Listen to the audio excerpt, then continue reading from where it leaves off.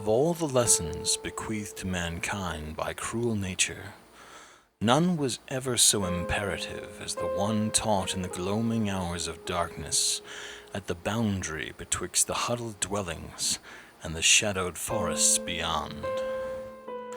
Within this spectred marchland, youths who had come to test their daring swore they could see dancing, dismal lights deep within the clawing boughs.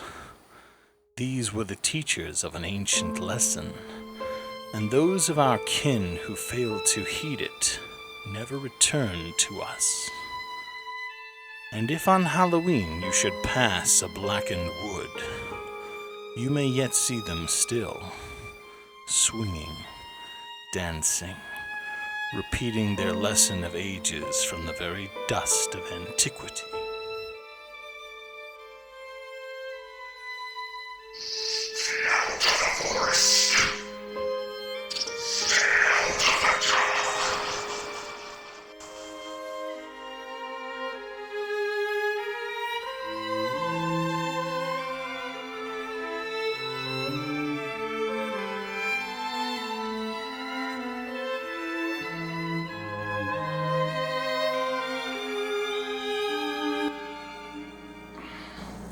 This is the Wytch Orb project, and this was taken in inspiration from the witch bottle when we said, hey, wouldn't it be cool if you could make a sphere of glowing, creepy light that you could hang up in your haunt? But let's not stop there. Let's give it all this cool, twisted wood and swamp effect for it, so it really looks like something that came out of a gnarled, evil swamp. Well, that is the project right there. And you can do it, incidentally, with either a hollow interior that is, let's see here, we use cotton and bêche paste over, or if you are fortunate enough to have something like a one of those fun balls that they put over ceiling lights or garage lights to put inside at a cheap cost. You can also fill the center section. If you go to a good thrift store, you might find those nice glass bowls or a plastic goldfish bowl that would also equally well go in here.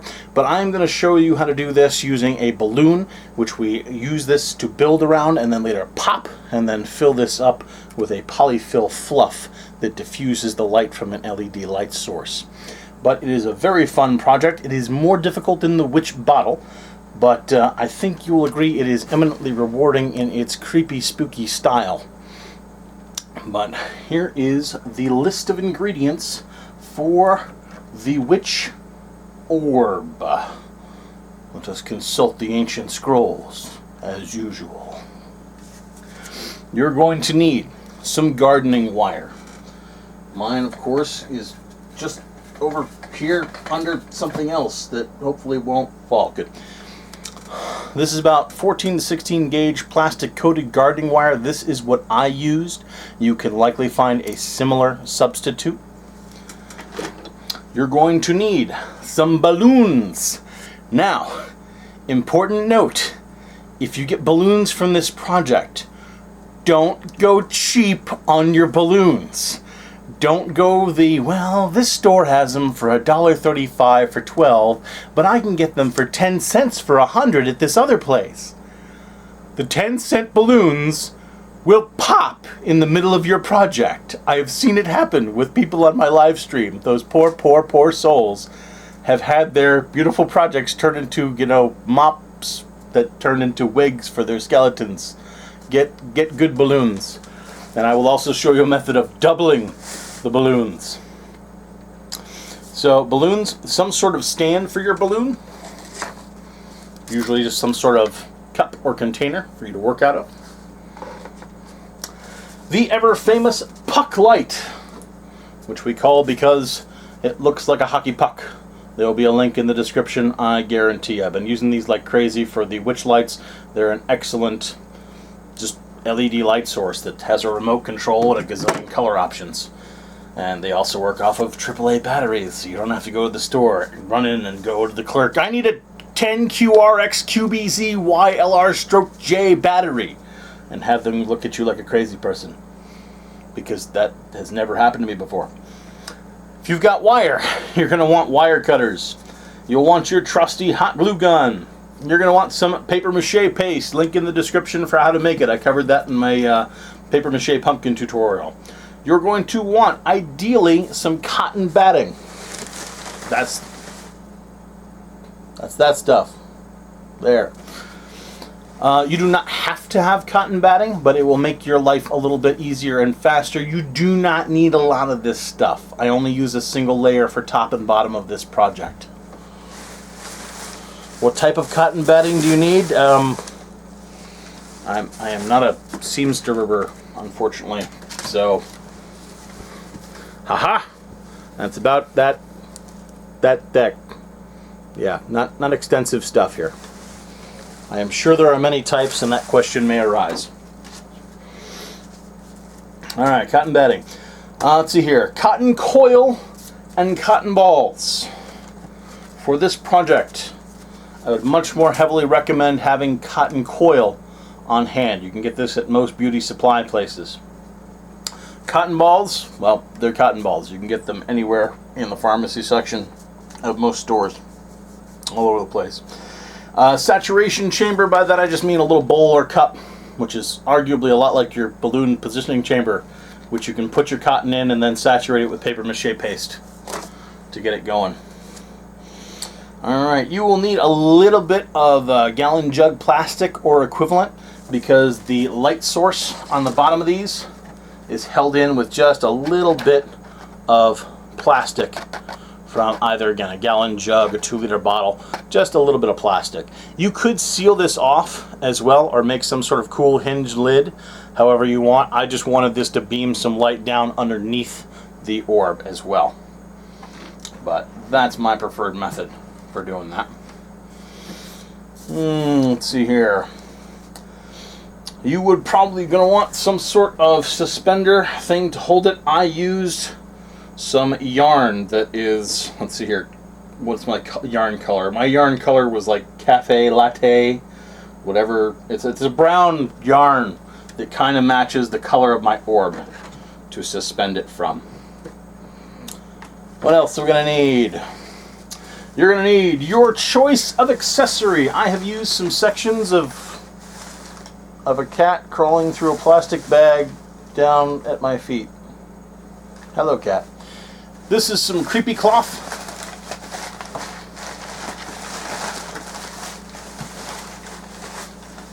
Well, you really know how to screw up a video, don't you, Furball? This is some creepy cloth. And I've just used this as a little drape down to give my orb some hanging, swaying bits. Other bits you could use for that are bone charms, some hanging moss, all sorts of cool stuff. But accessories of choice. You're going to need some wood stain. Yep. I am using mostly the special walnut color as my preferred, though I mix my special walnut with a little bit of dark walnut, and I also thin it out just a hair bit with some mineral spirits for mine. But that is your general stuff. Oh yeah. Oh, there's a continuation to this list. The ancient scrolls are indeed in depth here. So yeah, wood stain of choice. You're going to need a urethane or waterproofer of choice. This particular orb, I used a spray-based waterproofer. I didn't care for it. I'm going to choose I'm going to go back over this at some point with a urethane. And And also you're going to need some polyfill. This is this fluffy polyester stuff that, you know, fluffy teddy bears are made of. This is your stuffing for the inside, should you choose to use my method. If you have a nice plastic orb that goes on a light normally, or a good plastic fish tank, or a glass jar, whatever like that, you may not need this. You could just feasibly paint your inside white, and that will diffuse the LED light just as well. But if you're using my method, you're going to need some fluffy polyfill to stuff in the inside and break up that LED light. That being said, that should be everything you need to get this done. I hope. So saith the ancient scroll. Let's kick this project off.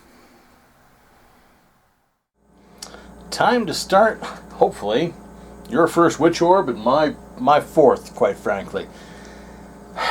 And over the course of doing these, I have had problems with one of my core balloons. I started working on the project, it started deflating.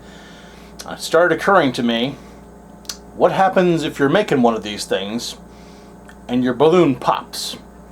And indeed, one person on my live stream, who is watching this right now, has had this happen to her.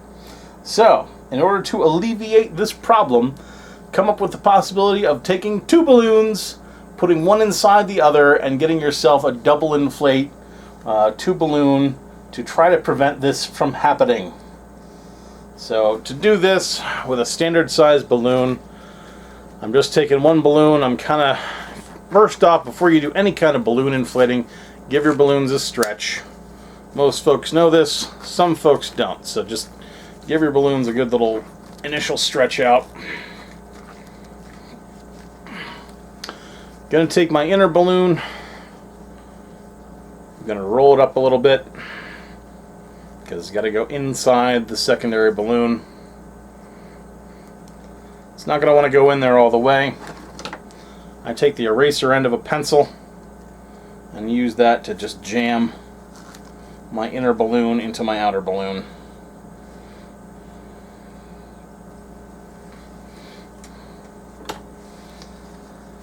If you want to really get around this balloon nonsense, use a beach ball that is to the size that you want. My Wytch Orbs are approximately, this is number 2 one that I've ever done. This thing is about 9-10 inches across, but the size of your orb will vary based on how big you want it to be. You can get a beach ball or some other variably inflatable thing that works fine and is far less susceptible to popping, breaking, bursting, whatever. We'll talk about the merits of using some sort of plastic fishbowl glass orb thing at the end, because I've been all over this in the race to construct these things initially, and through much debate, soul searching, and trying a bunch of things that didn't work, I came up with this method. So that's a thing to be talked about at the end. So, test-worthy method for this. And again, most of the ones, in fact all the ones I've made have used balloons, are this balloon and a balloon, double shell, double thick, burst resistant but not burst proof, and slow leak resistant but not slow leak proof. A note for inflating. The double wall balloon is more difficult to inflate than a single wall balloon. So get yourself ready for a little bit of inflationary resistance when you try to blow this thing up. I don't know.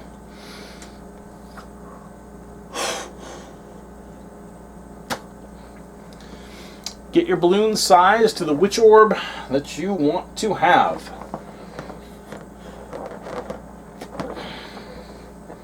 Decide about how big you want it. I like mine just a little bit bigger than palm size. And once you've got it where you want it to be, I think I want mine just a little bigger than that.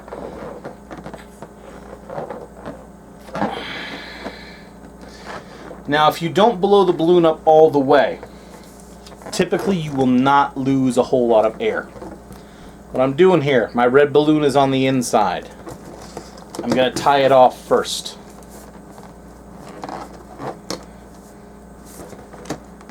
There's my red balloon tied. I'm going to shove my red balloon entirely inside my pink balloon.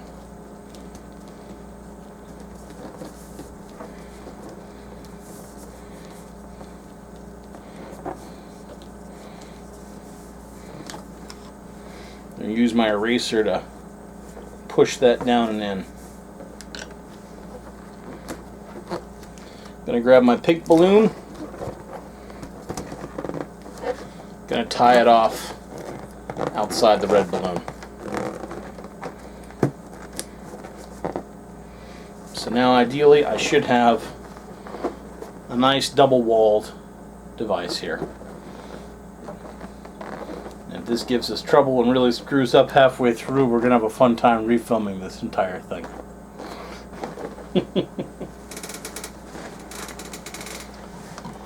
It is important as you do this project that you have some sort of round container to hold on to your orb.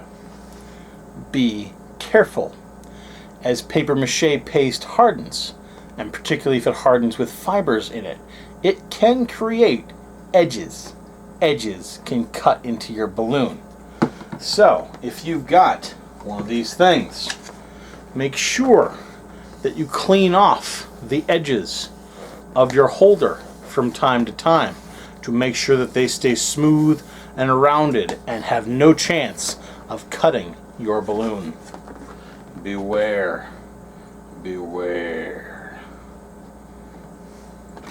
This is the first one that I used. I had bits of mache paste stuck around this edge, and I did almost lose the balloon. It started to slowly deflate. I got a small hole in there. It had moisture around it, so it was a slow deflate rather than a rapid burst. But it's because I did not clean this thing off. It had flaked up, tough mache paste around it, and that's how I almost lost it. Alright, so we have balloon, holder. The tie is going to be the bottom of your little balloon, where eventually your light source, hopefully you're using one of these or a variant of something like this, is going to fit in. So make sure you're keeping that tie on the bottom. The top of your balloon is going to be your start. There's several ways to begin the top. You can take cotton balls, spend a bunch of time unrolling them, soak them in mache paste, and start giving yourself a little hat on the top. This takes a while. You can take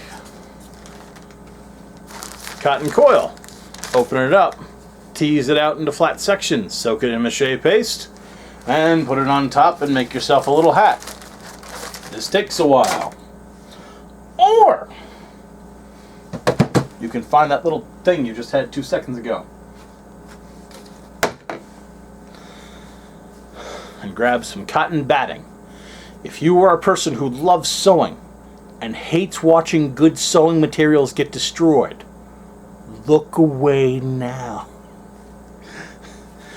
What you do with the cotton batting, because it is the same material as cotton coil, the same material as cotton balls, just infinitely more packed and condensed. You just take that cotton batting and you give it a tear up. Tear it up into pieces. I like tearing it up into bits kind of like that.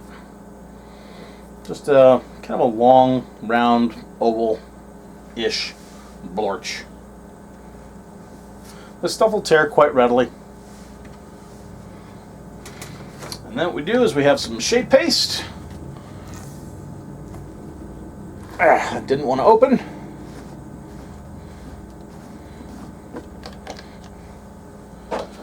Gonna put our cotton batting into, I like to call it a saturation chamber because its only job is to saturate the cotton. Pour the mache paste into and onto your cotton batting. Make sure the cotton batting soaks up the mache paste.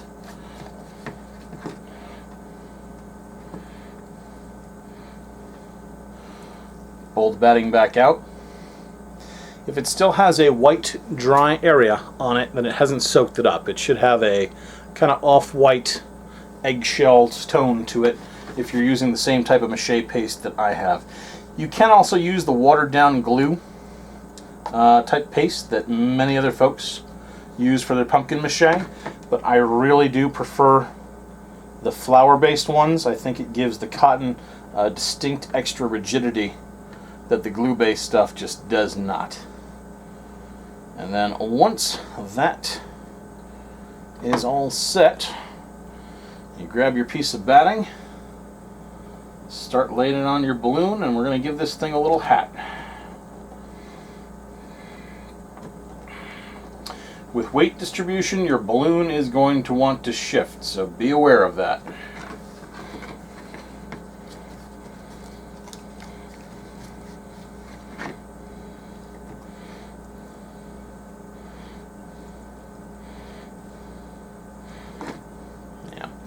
This stuff doesn't need to be dripping wet when it comes out. It just needs to be saturated. It's got to be soaked with mache paste. And there's mine already trying to rotate towards the heavier cotton side.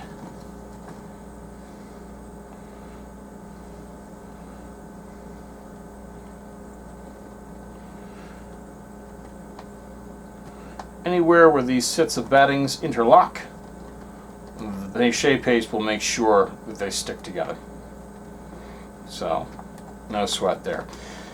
For this section, you're only gonna want to go down maybe a third of the balloon's length, not too terribly far, because we want a wide open section in the middle to be open for the Wytch Orb's light to come out. So don't go down too far on this thing.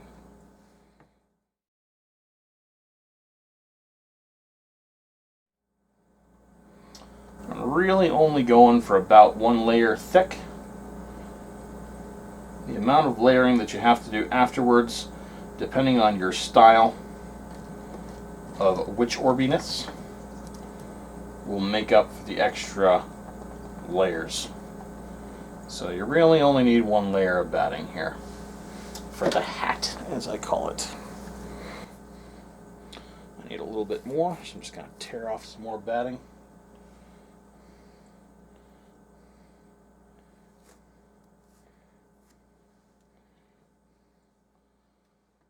Stuff it in the saturator.